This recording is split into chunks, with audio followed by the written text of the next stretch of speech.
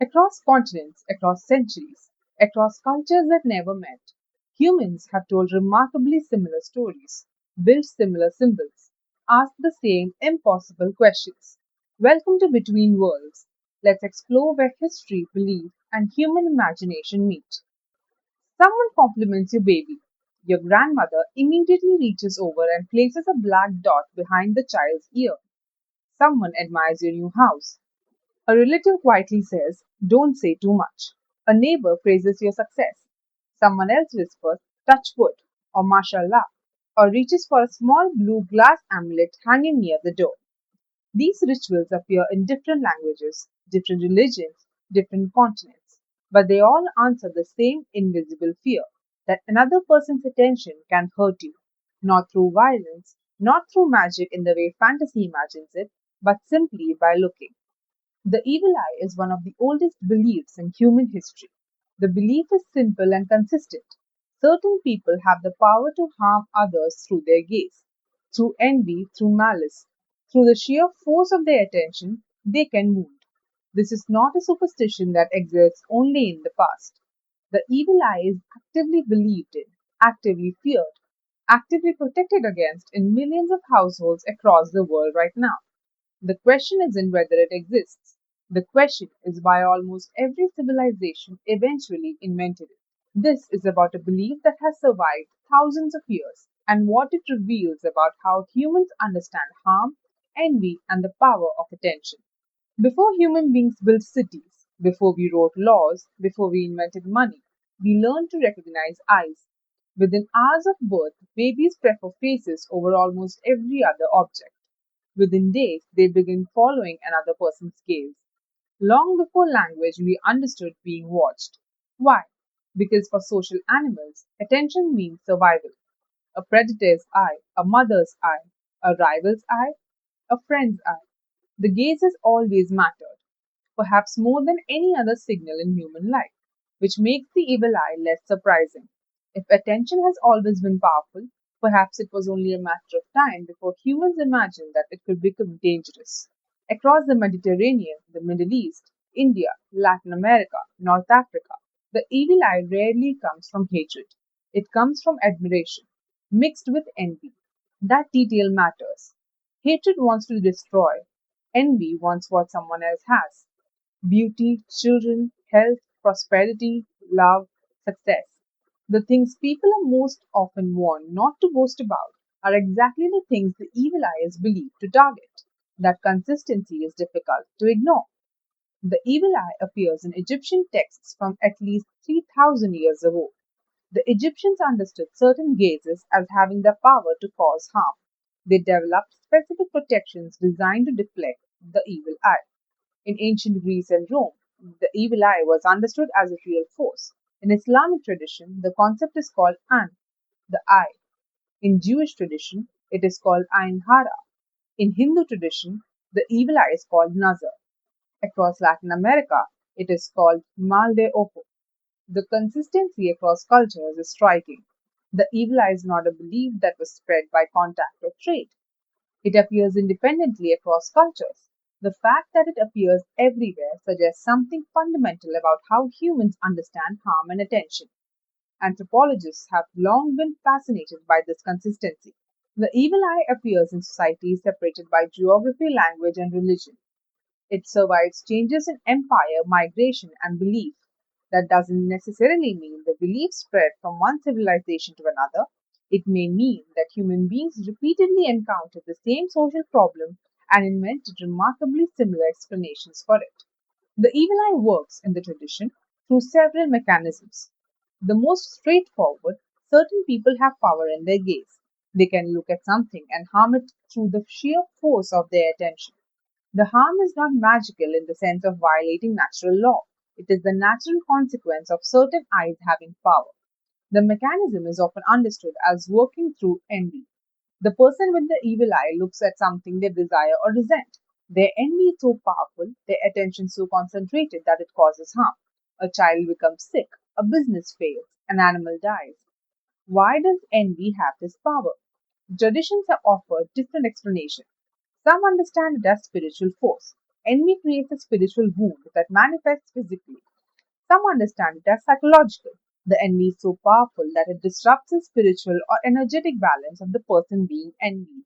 Some understand it simply as a natural power that certain people have. Just as some people are stronger or faster, some people have powerful gazes. The key element is attention. The evil eye works through looking, through seeing, through the concentration of gaze on an object of desire or resentment. What is striking is that the evil eye almost never emerges from hatred alone. It emerges from admiration mixed with envy. Someone sees something they desperately wish they possessed. The gaze becomes dangerous, not because seeing is harmful, but because wanting can be. The protections against the evil eye are as varied as the cultures that use them, but they share common elements. The most common is the amulet. Across cultures, specific objects are understood to protect against the evil eye. In the Mediterranean and Middle East, the most recognizable is the Nazar Bonju, the blue eye amulet. The logic is you protect against the evil eye by creating a symbolic eye of your own. You deflect the harmful attention by having something that looks back. In other traditions, the protection is gestural. The cornuto in Italy, the two-finger gesture, is understood as deflecting the evil eye. The gesture itself is a form of protection, made in the moment, deployed when you feel you're being envied or threatened. In still other traditions, the protection is through behavior. In Islamic and Jewish traditions, there are specific ways of speaking about blessings and children that protect against the evil eye. You speak with humility and with specific protective phrases. In Hindu tradition, the tilak on the forehead is understood partly as a protective symbol. In Latin American tradition, specific amulets are worn, red string on the wrist, specific talismans, specific prayers. Notice something remarkable. Nearly every protection against the evil eye does one of two things. Either it reflects the gaze back or it deliberately redirects the attention somewhere else. Different cultures, same solution. None of these protections ask people to eliminate the envy. They assume envy will always exist.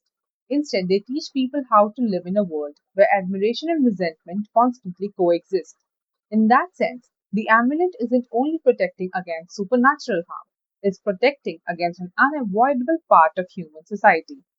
The evil eye, understood psychologically, is a way of naming a real phenomenon, the power of attention to affect others. When someone looks at you with envy, with malice, with intense concentration, something happens. You feel it. There is a neurological reality to being gazed at. The human brain is exquisitely sensitive to being looked at. We know when we are being watched. When that gaze carries emotional content, the psychological effect is real. You feel it, your body responds to it. Stress hormones are released. Your sense of safety is diminished. The evil eye is a way of naming this, the power of another person's attention to affect you. The belief acknowledges that attention is not neutral, that the way someone looks at you matters, that their emotional state can affect you through the mechanism of their gaze. This is not magic. Psychologists call this emotional contagion, the tendency for one person's emotional state to influence another's, often without either person realizing it. The evil eye tradition is saying pay attention to how people look at you. Notice when someone's gaze carries harmful intention. Modern psychology gives us several ways of understanding that experience: social comparison, status anxiety, hypervigilance. The traditions gathered those experiences together and gave them a single name: the evil eye. If the evil eye belonged only to the ancient world, it could have probably have disappeared long ago. Instead, it adapted. Millions of people actively believe in the evil eye. It has survived modernization. It has survived scientific materialism. It has survived the rise of secular explanations for harm. It persists because it names something real. It offers a framework for understanding a genuine human experience. Today, blue glass amulets still hang above doorways across the Mediterranean. Parents still tie protective threads around a child's wrist. People still whisper prayers after receiving compliments. The rituals continue, but perhaps something else survived as well: the feeling behind them. Social media has created a world in which we are watched almost constantly. Our holidays, our homes, our relationships, our successes. Millions of strangers can now look at lives they will never live, compare them to their own, admire them, resent them, envy them. The language has changed, the experience has not. Perhaps the evil eye never disappeared. Perhaps it simply became digital. We no longer fear a neighbor's glance across the village square. We worry about the attention of thousands of unseen people behind a screen. Different technology, the same human emotions. That may be why the belief continues to resonate. Not because modern life made it obsolete, but because modern life gave it new forms. Sociologists have suggested another reason the belief survives. It encourages modesty. Many cultures with strong evil eye traditions also discourage excessive displays of wealth or success, not simply because boasting is impolite, but because attracting envy is understood to carry genuine consequences.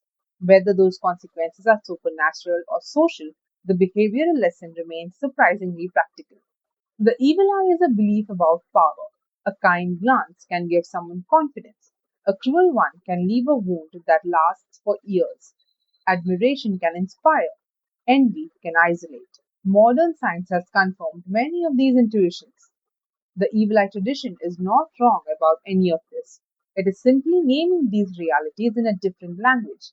It is using the vocabulary of spiritual harm to name what we now would call psychological harm. Long before psychology, sociology, or neuroscience existed, people understood that human beings are affected by the way they are seen. Perhaps they were never only about defending against unseen forces. Perhaps they were reminders to move carefully through a world where attention itself carries weight. Perhaps the real power of the evil eye was never the eye at all.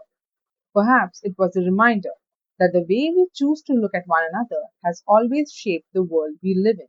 The object itself was never the point. The object was a way of talking about something larger, a fear, a belief, a part of being human that is difficult to describe directly. And that may be why these stories survive, because long after the original meaning is forgotten, the question remains, why do humans keep seeing themselves in things? Thank you for joining me between worlds. Until next time, stay curious.